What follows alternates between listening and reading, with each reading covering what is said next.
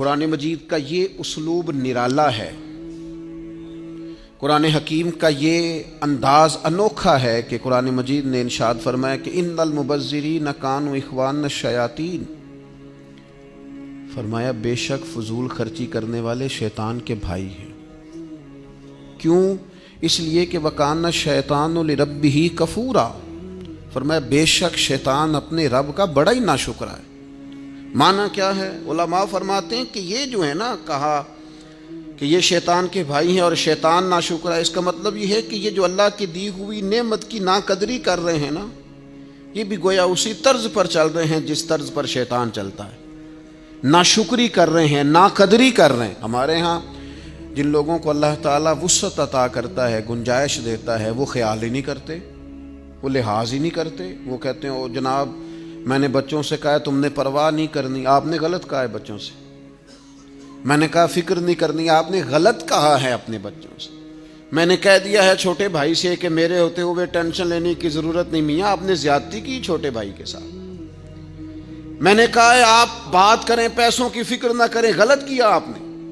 میں آپ کو کس طرح بتاؤں کہ جس ملک کے اندر لوگ روٹی کو شام کو ترستے ہیں، اس ملک کا یہ منظر بھی عام ہے کہ وہاں نئے ماڈل کا موبائل آئے تو ختم ہو جاتا ہے۔ جس ملک میں لوگ دوائیوں کے لیے زکوٰۃ کے فارم فل کرتے پھرتے ہیں کہ مجھے یونین کونسل والے لکھ دیں کہ میں زکوٰۃ کا مستحق ہوں اور میں کسی ہاسپٹل میں جا کے جمع کرا کے اپنا علاج کرا لوں، اس ملک کا یہ منظر بھی ہے کہ لوگ ذرا گاڑی تھوڑی پہلے لینے کے لیے نئے ماڈل کی 4-4 لاکھ روپیہ زیادہ بھی دے دیتے ہیں کہ مجھے ذرا جلدی گاڑی چاہیے۔ نبی اکرم صلی اللہ تعالی علیہ وسلم گھر تشریف لائے، ابن ماجہ میں موجود ہے، سید عائشہ صدیقہ فرماتی ہیں روٹی کا ایک ٹکڑا زمین پہ گرا ہوا تھا، کریم نے اٹھایا اور حضور فرمانے لگے عائشہ اس کی قدر کرو، رزق جس گھر سے ناراض ہو جاتا ہے دوبارہ پلٹ کے نہیں آتا، اس کی قدر کرو، اس کا خیال کرو۔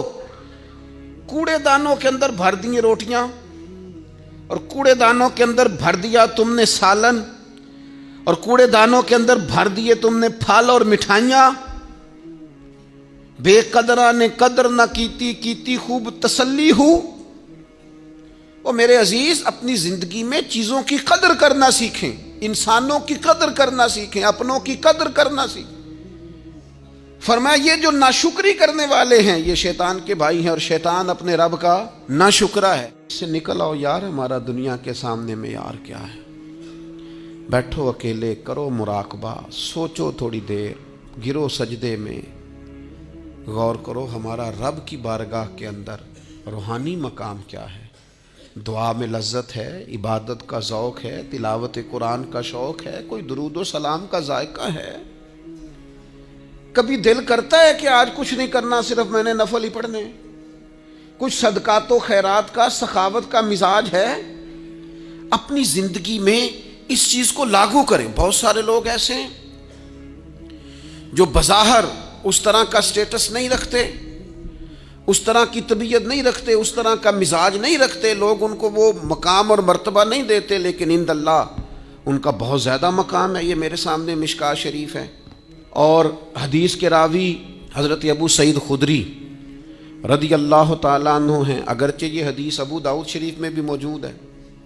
سیدنا ابو سعید خدری رضی اللہ تعالیٰ عنہ فرماتے ہیں ہم مسجد نبوی شریف میں بیٹھے تھے اور ایک آدمی قرآن مجید پڑھا رہا تھا اور باقی بیٹھ کے سن رہے تھے، اور حالت ایسی تھی کہ بعض لوگوں کے پاس کپڑا بھی پورا وجود ڈھانپنے کو کوئی نہیں تھا، یعنی ان کے جسموں پر جو لباس تھا وہ بھی اتنا زیادہ نہیں تھا کہ وہ چادروں میں سمٹے ہوئے ہوں، بس سادے سادے لباس، اس کے ساتھ وہ وقت گزار رہے تھے۔ ایک آدمی قرآن پڑھا رہا ہے۔ میں قرآن پڑھانے والے لوگوں سے کہا کرتا ہوں کوئی بڑی گاڑی سے اترے نا کبھی تو پریشان نہ ہو جایا کرو۔ تم کسی کو دیکھو نا کہ وہ جناب بڑا جدید ترین لباس پہن کے تمہارے پاس سے گزرا ہے تو پریشان نہ ہوا کرو، تم بڑے خوش قسمت ہو جن کے سینوں میں اللہ نے قرآن مجید رکھا ہوا ہے۔ ایسے مروب نہ ہوا کرو، روب میں نہ آیا کرو۔ جناب ابو سعید خدری رضی اللہ تعالیٰ عنہ فرماتے ہیں کہ لباس بھی اس طرح میسر نہیں تھے ہمیں، پر ہم مسجد نبوی شریف میں بیٹھے تھے اور ایک صاحب قرآن مجید کی تلاوت کر رہے تھے، گویا پڑھا رہے تھے اور باقی سن رہے تھے، سیکھ رہے تھے۔ اچانک ہماری نظر اٹھی تو مدینے والے محبوب بھی تشریف فرما ہو، حضور کو سامنے پایا تو بس کیفیت ہی بدل گئی۔ فرماتے ہیں کہ وہ جو تلاوت کر رہے تھے وہ رک گئے، ہم سب اٹھ کے کھڑے ہو گئے، نبی کریم نے ہمیں سلام کہا، اور یہ منظر دیکھیے، کہتے ہیں ہمارے نصیب دیکھو، حضور بھی ہمارے درمیان بیٹھ گئے اور بٹھا کر اپنے محبوب کو اپنے پہلو میں۔ جو لوگ کچھ نہیں نہ کرتے وہ بھی کمال ہی کرتے ہیں، حضور بیچ میں بیٹھ گئے اور اس طرح درمیان میں بیٹھے کہ انگلی کے اشارے سے کہا ہلکا بنا لو۔ کہتے ہم نے ہلکا بنا لیا، اور پھر حضور نے آتے ہی پوچھا کیا کر رہے تھے، حالانکہ دیکھ بھی لیا ہے، کیا کر رہے تھے؟ تو ہم نے عرض کی یا رسول اللہ صلی اللہ تعالی علیہ وسلم، یہ ہمیں قرآن مجید پڑھا رہے تھے، سکھا رہے تھے، سنا رہے تھے، ہم سن رہے تھے۔ حضور نے یہاں لفظ جو ارشاد فرمائے، اگر سینے میں دل ہو تو روح وجد کرتی ہے۔ حضور فرمانے لگے اللہ کا شکر ہے، رب نے میری امت میں ایسے لوگ پیدا کیے ہیں کہ مجھے حکم ہوتا ہے ان کے ساتھ جا کے بیٹھ جاؤ۔ میرے عزیز یاد رکھیے گا، نبی پاک علیہ السلام نے فرمایا، کریم فرمانے لگے اللہ کا شکر ہے کہ اس نے میری امت میں ایسے لوگ پیدا کیے کہ مجھے حکم ہوتا ہے کہ میں ان کے پاس جا کے بیٹھوں، ان پر شفقت کروں، کرم نوازی کروں، انہیں اعزاز دوں، ان کے ساتھ بیٹھ جاؤں۔ اور پھر حضور فرمانے لگے اے گروہ مہاجرین اور انصار، اے فقیر لوگو، تمہیں خوشخبری ہو، اللہ قیامت کے دن تمہیں پورا نور عطا فرمائے گا۔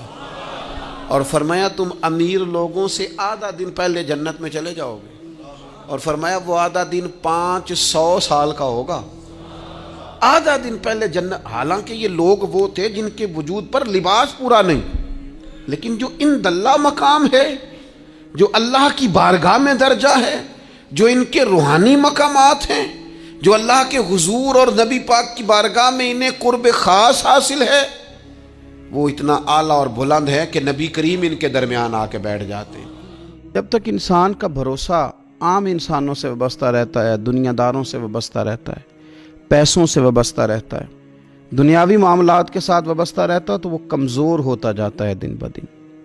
اور رسول پاک صلی اللہ علیہ وسلم داعیہ الی اللہ ہیں، تو حضور نے ہمیں یہ سوچے دی ہیں کہ تم نا اپنے آپ کو اللہ رسول سے وابستہ کرو، پھر یہ جو کمزوری ہے نا، کمزوری یہ تمہارے دل سے نکل جائے گی۔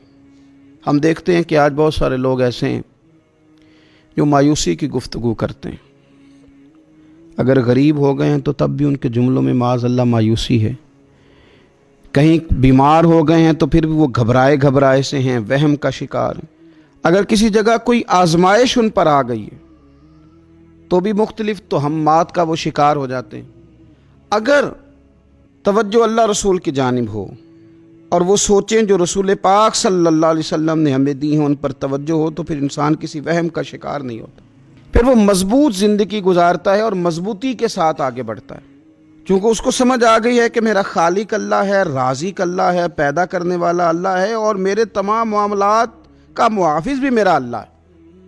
پھر وہ کمزور نہیں پڑتا، پھر وہ زیادہ امیدیں لوگوں سے وابستہ نہیں کرتا، دنیا داروں سے، سیٹھ و نوابوں سے زیادہ امیدیں نہیں وابستہ کرتا، پھر اس کی امیدیں اللہ سے اور اللہ والوں سے۔ پھر وہ اللہ رسول کی بارگاہ میں اپنے آپ کو پیش کر دیتا ہے۔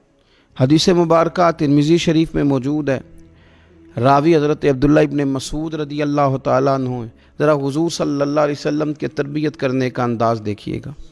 حضرت عبداللہ ابن مسعود رضی اللہ تعالیٰ عنہ روایت کرتے ہیں کہ نبی پاک صلی اللہ تعالیٰ علیہ وسلم نے فرمایا کہ اللہ تعالیٰ نے ہر جان کو پیدا فرمایا، ہر جان کو اللہ تعالیٰ نے پیدا کیا، تو 3 چیزیں رب کریم نے لکھ دیں اس کے لیے۔ ہر جان کو پیدا کیا تو اللہ نے لکھ دیا، کیا لکھا؟ اس کا رزق کتنا ہے یہ بھی رب نے لکھ دیا، عمر کتنی ہے، زندگی کتنی ہے، یہ بھی رب نے لکھ دیا، اور جو اس پر مشکلات آئیں گی وہ بھی اللہ نے لکھ دی۔ اس کی حکمت کے تقاضوں کے تحت جو مشکلات آئیں گی، انسان کی گناہوں کی معافی کا سبب بنے گی، نیک ہے تو درجات کی بلندی کا سبب بنے گی، تو جو مشکلات اس کی طرف آئیں گی، جو مصیبتیں، بیماریاں، تنگیاں، وہ سب اللہ تبارک و تعالیٰ کی حکمت کے تقاضوں کے تحت آئیں۔ اب انسان یہاں گھبرایا رہے، مایوس ہو جائے۔ ایک بات اب ذرا یہاں صوفیاء کہتے ہیں، وہ بھی سمجھنے والی ہے۔ وہ کہتے ہیں کہ اصل بات یہ ہے کہ جس رب کی طرف سے تو کرم قبول کرتا ہے نا، اس کی طرف سے آزمائش بھی قبول کر۔ وہ کریم جو تیرے اوپر رحمت کے دروازے کھولتا ہے، کبھی اپنی حکمت کے تقاضوں کے تحت تجھے کسی مشکل میں ڈالے تو اسے بھی تھوڑا سا قبول کر۔ ایسا نہ ہو کہ میٹھا ہے تو فٹافٹ تو قریب کرے، اور اگر تھوڑا سا تجھے کوئی ترش رویے سے، ترش جگہ سے گزرنا پڑے تو پھر تو گھبرا جائے۔ تو اپنے مالک کے سپرد جب اپنے آپ کو کر دے گا، پھر تیری طبیعت سکون میں آ جائے گی، تیرا قلب ٹھنڈک میں آ جائے گا۔ محمود غزنوی رحمۃ اللہ علیہ مالٹا کھا رہے تھے، ایک ٹکڑا اس کا، ایک خاش اس کی اپنے ہاتھ سے نکال کر کے ایاز کو کھانے کے لیے دی۔ ایاز فٹافٹ کھا گیا۔ بعد میں ایک ٹکڑا محمود نے اپنے منہ میں ڈالا تو بڑا کڑوا محسوس ہوا مالٹا، تو اس نے اس کو تھوک دیا اور ایاز کی طرف دیکھ کے کہنے لگا بہت ترش تھا، بہت کڑوا تھا، کس طرح تم کھا گئے؟ اللہ اکبر۔ تو ایاز نے جو بات کی وہ ہمیں سمجھاتی ہے کہ بندے کا رشتہ کس طرح کا ہونا چاہیے۔ ایاز کہنے لگا آقا ساری زندگی تیرے ہاتھوں سے میٹھے کھائے، آج ایک کڑوا آیا تھا تو میں اگر اسے تھوک دیتا، یہ کو آئینے وفاداری تو نہ ہوا۔